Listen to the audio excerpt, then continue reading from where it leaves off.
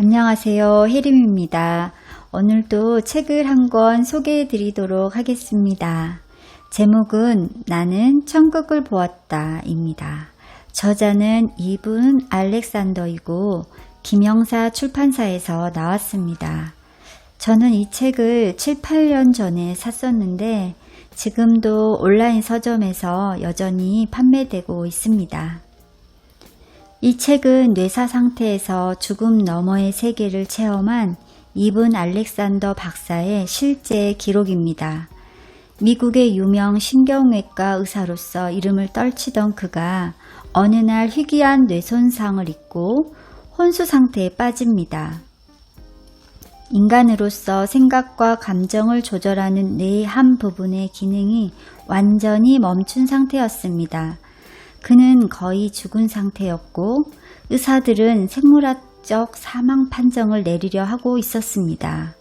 그런데 그는 7일째 되는 날에 눈을 번쩍 뜨면서 의학적 사망에서 현실의 세계로 되돌아왔습니다. 그의 임사체험기는 죽음에 대한 의학적 금기를 깬 세기적인 사건이 되었습니다. 책은 그가 뇌사 상태로 천국이라고 하는 죽음 이후에 영혼들이 가는 곳을 방문한 기록과 그것과 함께 그 사이 그가 병원에 머무는 동안 가족들의 근황과 자신의 병실에서 자신의 모습을 번갈아 가며 서술하고 있습니다. 오늘 저는 이분 알렉산더가 영혼의 세계, 즉 천국에서 중심근원을 만나고 그곳에서 사랑의 메시지를 전해들은 9장과 12장의 일부분을 읽어드리도록 하겠습니다.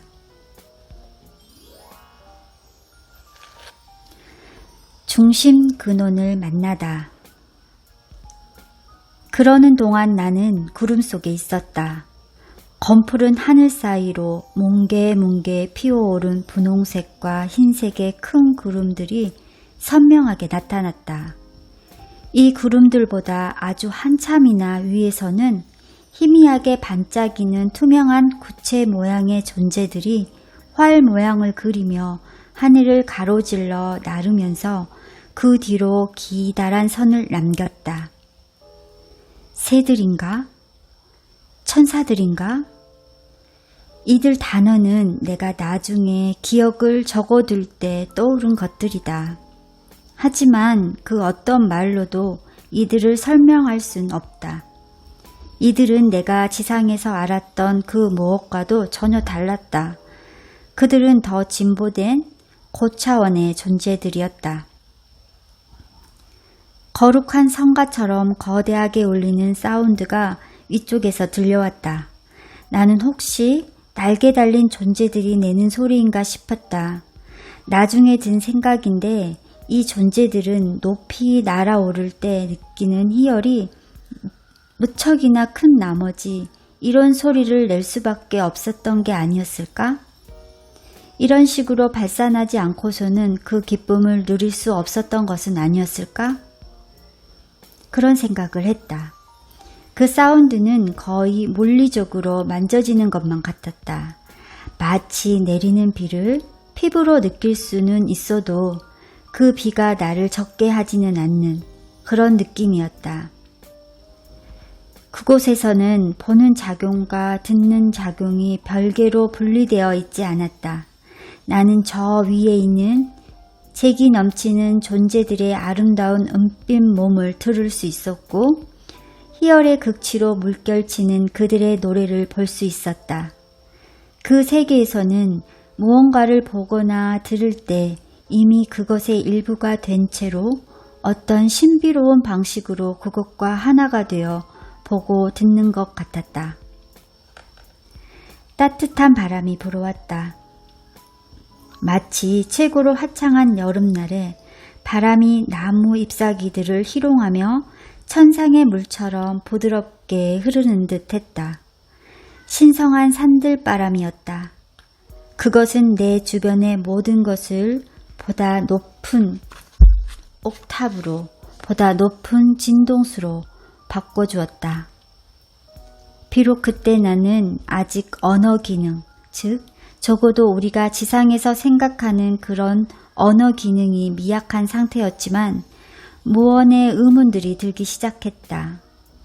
이 바람에 대해서, 그리고 그 배후에서 작업하고 있다고 느껴진 신성한 존재에 대해서. 여기가 어디지? 나는 누구지? 내가 왜 여기에 있지?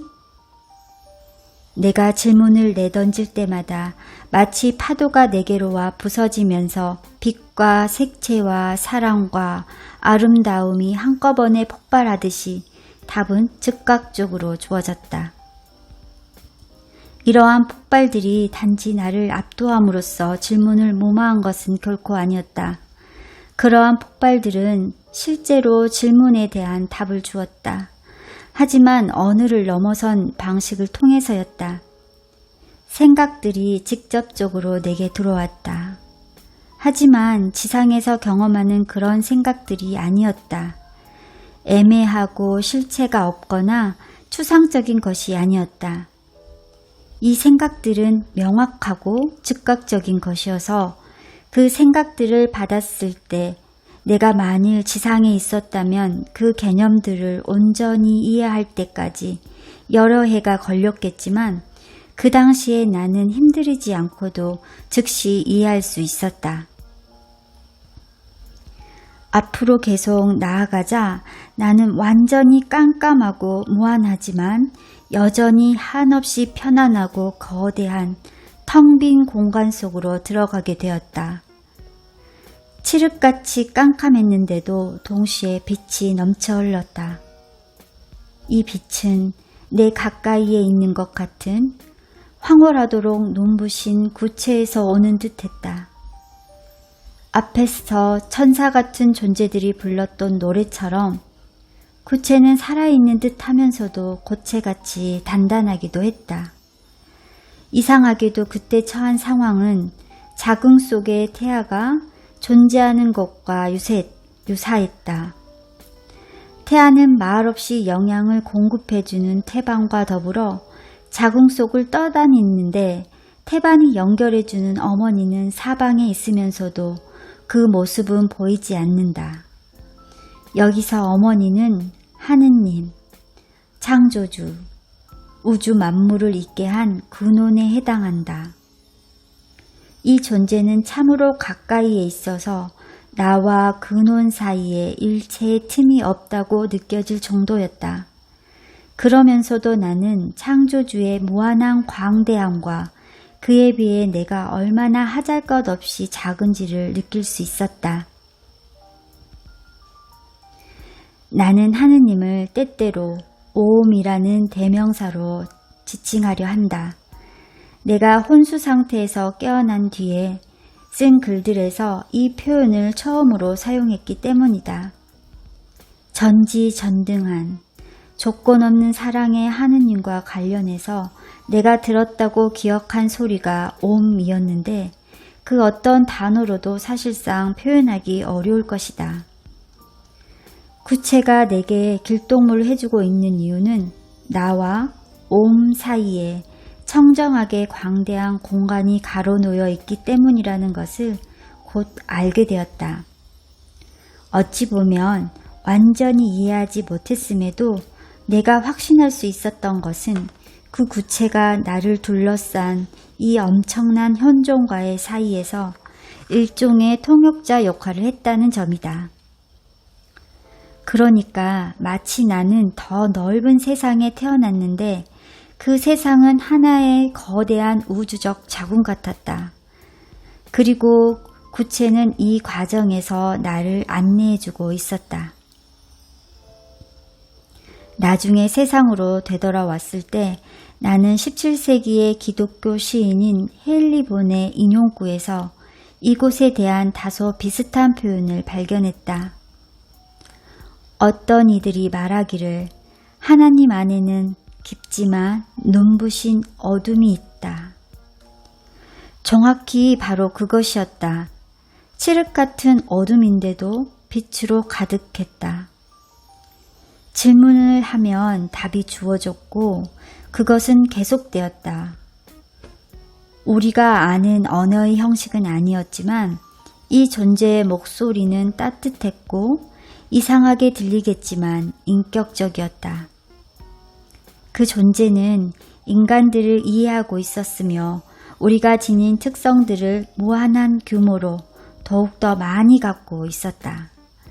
그 존재는 나를 깊이 이해했고 내가 늘 인간과 연관지어 생각했던 오직 인간들만이 갖는 그런 특성들로 가득 차 있었다. 따뜻함, 자비로움, 연민, 심지어는 아이러니와 유머까지도. 구체를 통해서 옴은 내게 우주가 하나만 있는 것이 아니라 사실은 내 상상 이상으로 많은 수의 우주들이 있는데 그 모든 우주들의 기저에는 사랑이 자리하고 있다고 말해주었다. 다른 우주들에서도 악이 존재하지만 아주 적은 양의 흔적을 남길 뿐이다. 악이 불가피한 이유는 악이 없으면 자유의지가 불가능해지고 자유의지가 없으면 우리가 성장할 수 없기 때문이다. 즉, 우리는 앞으로 나아가고 신이 염원하는 그런 모습으로 되어갈 기회가 없게 된다. 우리의 세계에서 때로는 악이 끔찍하고 매우 강력한 것처럼 보일지라도 더 큰 그림에서 본다면 사랑이 지배적이고 궁극적으로 승리를 거둘 것이라고 했다.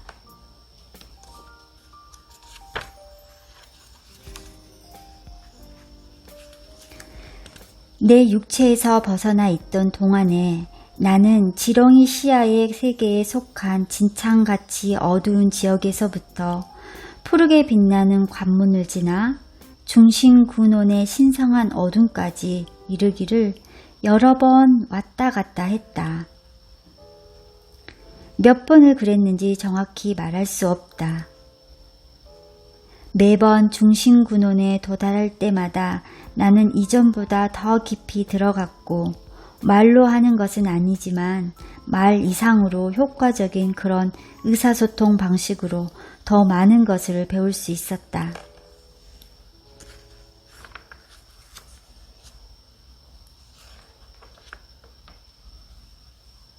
그렇다고 해서 내가 지렁이 시야의 세계에서 중심군원에 이르기까지의 여정에 또는 그 이후의 여정에서 온 우주를 다 보았다는 뜻은 아니다. 사실 중심군원에 이를 때마다 나는 존재하는 모든 것을 이해하는 것이 얼마나 불가능한지를 깨달았다. 존재들의 물리적, 가시적 측면이든 또는 영적, 비가시적 측면이든 간에 과거와 현재에 존재하는 수많은 다른 우주들을 말할 것도 없었다. 하지만 이 모든 것은 중요하지 않았다. 나는 결국 궁극적으로 정말로 중요한 것, 유일하게 중요한 것에 대해 배웠기 때문이다. 내가 처음으로 관문에 들어섰을 때 나비 날개 위에 있는 나의 사랑스러운 안내자로부터 이미 그것을 전해 들은 바 있다. 3가지로 되어 있었는데 한 번 더 말로 표현하자면 대략 다음과 같다. 그대는 사랑받고 있고 소중히 여겨지고 있습니다. 그대는 두려워할 것이 아무것도 없습니다. 그대가 저지를 수 있는 잘못은 없습니다. 그대는 사랑받고 있습니다. 오직 사랑입니다. 의심의 여지 없이 사랑은 모든 것의 근본이다. 이해하기 힘든 어떤 추상적인 사랑이 아니라 우리 모두가 알고 있는 날마다의 사랑, 배우자와 자녀들을 볼 때 또는 애완동물을 볼 때 느끼는 사랑의 감정을 말한다. 사랑이 가장 순수하고 가장 강력한 형태일 때 그것은 질투하거나 이기적이지 않는 조건 없는 사랑이다. 이것이야말로 사실들 중에 사실이며 살아있는 모든 것의 본질 속에서 살아 숨쉬는 진실들 중에 진실이다. 이것을 알지 못하고 삶 속에서 체화하지 못한 사람이라면 그 누구도 자신이 누구이며 무엇인지를 결코 제대로 이해할 수 없다.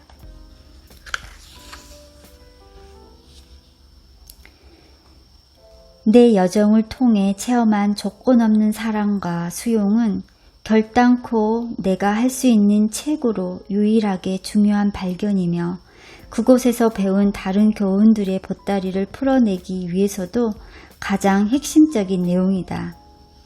나는 또한 이 근간이 되는 메시지를 너무 감명해서 대부분의 아이들은 이미 선뜻 받아들이는 이 메시지를 사람들과 함께 나누는 일이야말로 내 삶의 가장 중요한 과제임을 가슴으로 느끼고 있다.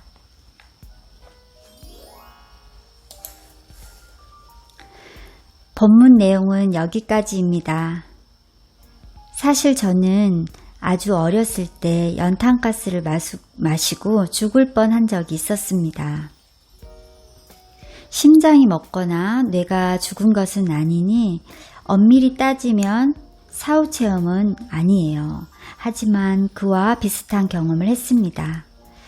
저는 그때 이분 알렉산더가 방문했다는 그 밝은 빛의 세상과 현실의 우리 집 두 곳의 중간 지점에 있었어요. 그곳에서 엘리베이터 같은 오르내리는 터널한 의자에 홀로 앉아서 오르락 내리락 하고 있었죠. 밝은 빛이 뿜어져 나오는 위에서 저를 오라고 하면 쑥 올라갔다가 또 아래에서 저를 깨우는 소리가 나면 아래로 쭉 내려갔다가 그렇게 하고 있었어요. 아마 저는 그때 죽을 운이었는지도 모르겠어요. 하지만 뭔가 만나야 될 사람, 해야 될 일이 있어 이 생을 더 살기로 허락받은 것 같았어요. 아무튼 그래서 저는 소중한 이번 생을 좀 더 의미 있고 멋지게 살아보려고 항상 노력해요. 그런 체험 때문인지 저는 어렸을 때부터 영혼의 세계가 있다는 것을 그냥 믿게 되었고 책이나 누군가에게 듣게 되면 인사체험에 대해서도 그냥 있는 그대로 이해하게 되었어요. 죽음 이후에 우리의 영혼이 돌아가는 본래 고향에 대해서 궁금하시다면 꼭 한번 읽어보시기 바랍니다. 여러분 모두를 사랑합니다. 그럼 다음 시간에 만나요.